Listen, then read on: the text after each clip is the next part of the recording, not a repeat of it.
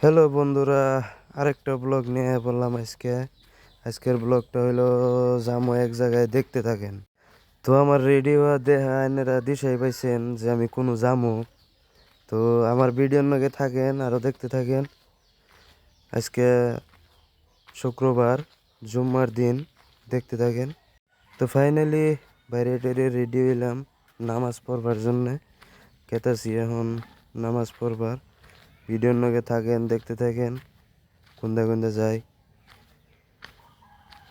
এটা হইলো আঙ্গ গাঁয়ের রাস্তা, ইন্দিয়া জামু মসজিদে নামাজ পড়বার।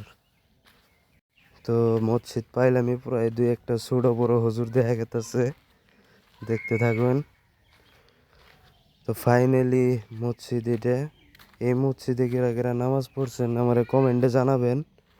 এটা হইলো দুতুরি শাহী মসজিদ, মসজিদের নাম। এটা হইলো মসজিদ।